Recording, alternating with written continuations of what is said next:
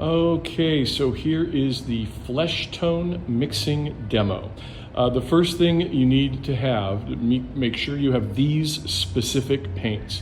The ones I'm showing you now are oil, but they can be acrylic, they could be gouache, they could be acrylic gouache, but these are the colors that I've found work best for creating the broadest possible range of human flesh tones. Your core color really is this one, cadmium orange. That's like the main go-to. That's the base. It's the base of the soup, as they say on cooking shows. And with that, you must have some ultramarine blue. The orange and the blue mixed together are what you're going to mix to get your basic brown. Okay. Then, to control the temperature and kind of pinkness or whatever of different parts of the body, skin, like, tongues, things like that, lips, you've got to have good old favorite Quinacridone Magenta. Okay, other magentas are a little too intense. They're almost fluorescent and very saturated. This is the best one. There are other rose colors like Rose Madder, Bengal Rose, etc., that are also this type of cool red magenta color. But the Quinacridone Magenta is, again, the one that I've found works best for this. Okay. You also might need a little red, just again to adjust color temperature. You might need a little cadmium yellow for the same reason, especially if you're trying to capture natural light that's coming in through the windows. Sometimes it has a slightly yellow tint dependent on how bright the sun is that day in the studio. So you might need this too. But the three main ones are these three right here: the cad orange, the ultramarine blue, the Quinacridone Magenta. That's what you need. And of course, you've got to have white, because this is basically what controls the lightness or darkness of the flesh tone. So I'm going to lay out some of these paints and get mixing, but I'm going to stop it so we save time in the demo while I'm squeezing paint out. Okay, so I've laid out basically kind of four roughly equal little piles of cad orange, and next to them increasing amounts of the ultramarine blue to show you what the differences will be. Like if you add just a little blue, a little more blue, like kind of half and half, and then like a lot of blue. Okay, this is what it looks like.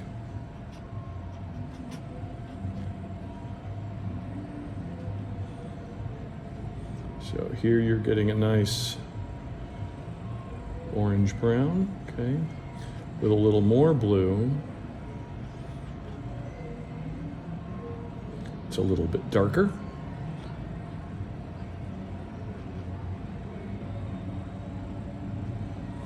With even more blue.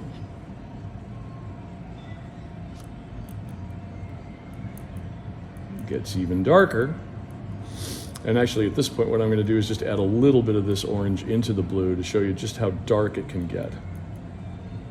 I mean, this is like deep, dark, coffee, chocolate, almost black brown.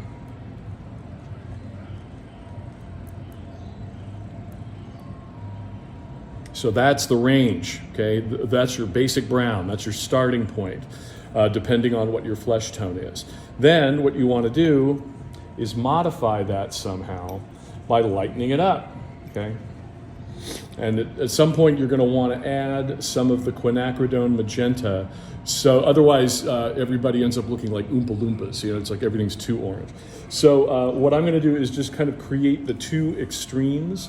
I'm going to go for now with this lightest of the oranges. Okay, put some over there.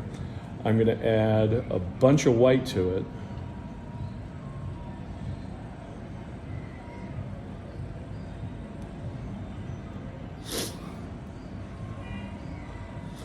And there you got a kind of generic,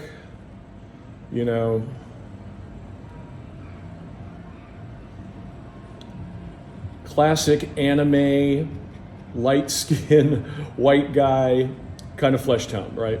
I'm adding in now some of a little quinacridone goes a long way, okay? So I'm adding in some of that to make it pinker. And so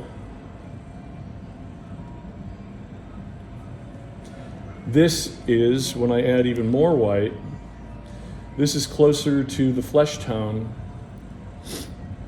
that you would get. I might have overdone it on the Quinacridone Magenta. As you see, a little goes a long way. But here, basically, I'm creating a flesh tone that, this is as like Northern European white pink, Dutch, Norwegian, kind of pink as you can get, okay? And maybe I'd add in a little orange, because like I said, I think I overcooked it. Put a little orange in there just to make it not quite so bad. And even lighter.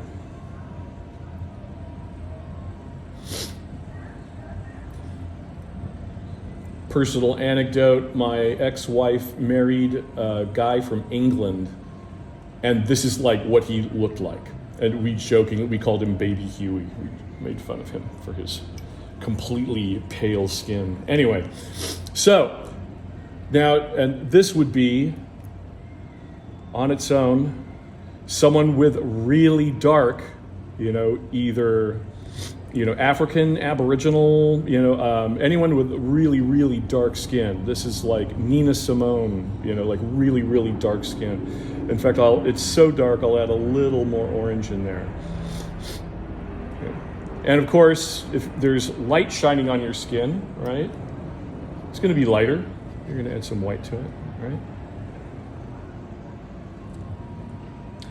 It may be that cool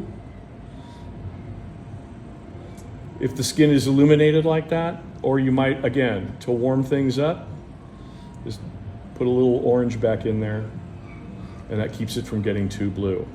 So in terms of just moderating the overall temperature, you want to add more orange to warm things up, as you saw me do here, and add more blue to cool things down. And you might need the Quinacridone Magenta as an even more subtle addition, especially for, this comes into play, like if for some reason, actually in this assignment, now that I think about it, normally when I do this demo, there's no mask involved. But if you're doing like things like where if you're smiling, or you see your your gums or your tongue, the tear ducts in your eyes, sometimes some of these can be kind of pink, and you want to use the Quinacridone Magenta for that. But again, back to the beginning, your core colors are the orange and the brown. You mix those together, you add white, to get a value range, and then you try to, now this is the fun part, or I think it's the fun part. So that's just how it works in general.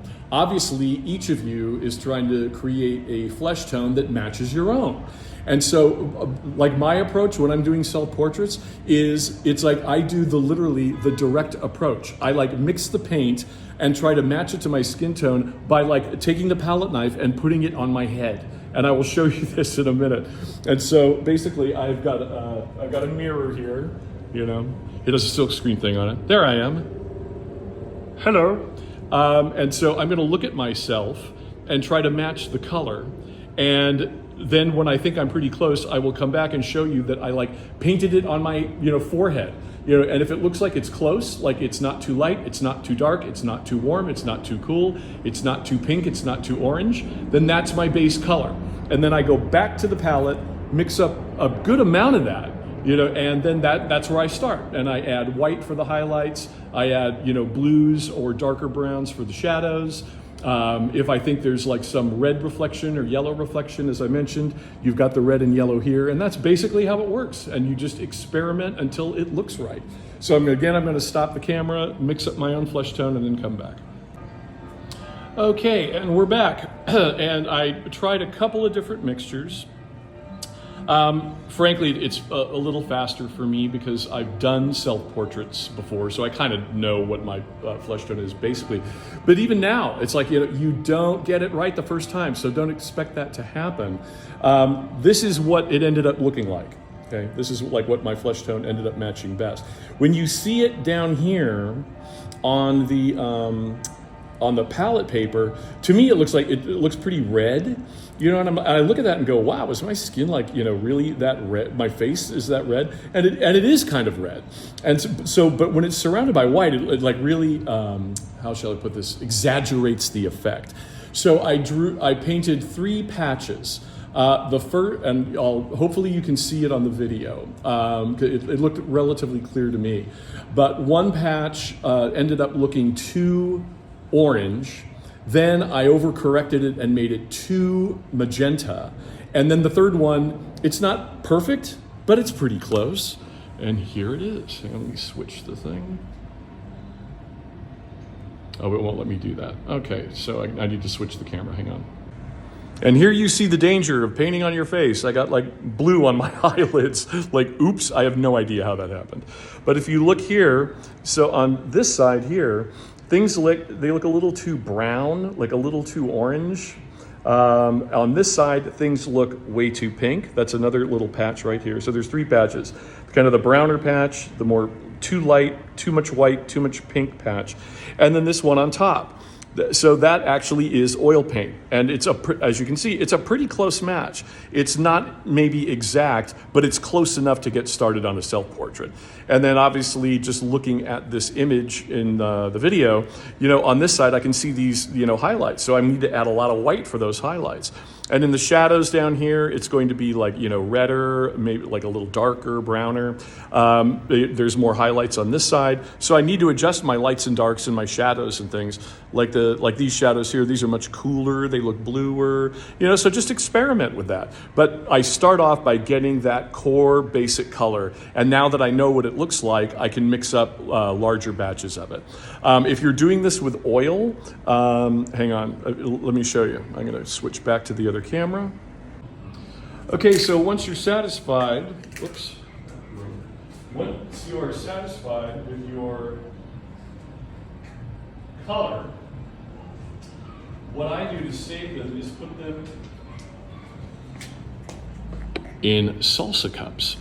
This works especially well with oil. It will work with acrylic as well, although because acrylic does evaporate, even in a sealed container, it'll probably dry faster than the oil will. And so I just scrape the paint up like this. Just stick it in the container like that. Put the lid on it, and it's usually pretty safe. Ta-da, like that. And then you just set it aside. Keep it in your locker. Take it home. It'll probably stay wet if it's oil for as long as a week, if not longer. Sometimes it stays, depending on how you mixed your paint. Sometimes it'll stay usable and wet for like almost a month. Again, acrylic I don't use frequently, so I haven't tried to test the duration, of how long that would last, but you will probably find out. Anyway, now I'll remove the poor little camera from its tripod and show you in the studio how I actually do this. So here we are. So over here on this part of the studio, there's my little collection, okay, of all these different containers that have different color oil paints in them. I'm trying to remember what, some of these are actually for flesh tones, like this one is a flesh tone.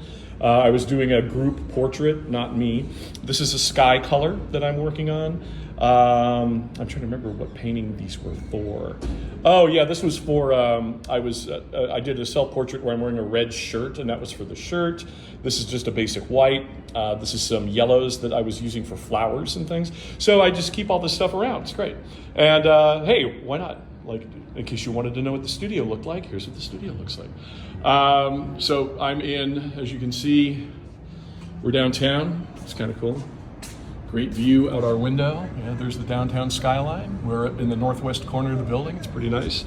Santee Alley is down there. All those people shopping, right? Everybody's getting their, $9 bag of socks. Fortunately, we were lucky. Sometimes the Jesus guy is down there, and it's so loud that I was afraid it would get picked up on the video, but it didn't. So, and so this is kind of like the work desk where I, do stuff where I need to sit down, or where I'm drawing or doing prep work, or storing stuff. There's junk on a table, paintings leaning up against the wall. That's the other side of the studio, which belongs to my roommate Andre. So everything behind that painting. I just leaned that up temporarily. Everything behind that is his part of the studio. Everything on this side of that painting is my part of the studio.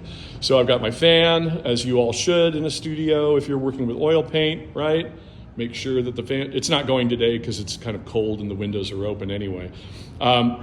You know, I've got my tripod there, and then there's, you know, paintings up on the wall. That's my little workstation with all my Gamsol, my little rolly cart kind of thing, and just some shoes, sunset, that's from years ago, and just things I'm working on now. Portraits of Mom, and I have these large rolling racks that a studio assistant built for me, cost me about $1,000, but they're on wheels, and so I can like store my paintings and roll them around. And those are the flat files where I keep works on paper and drawings. So just in case you were wondering, that's what the studio looks like. And hope that that was helpful. You know, I'm sure we'll be talking about your self-portraits and how things are going with that. So if you have any questions, of course, email me. Hopefully I will be doing this in person, not in Zoom land, but I wanted to shoot this video as a precaution anyway. So see y'all soon.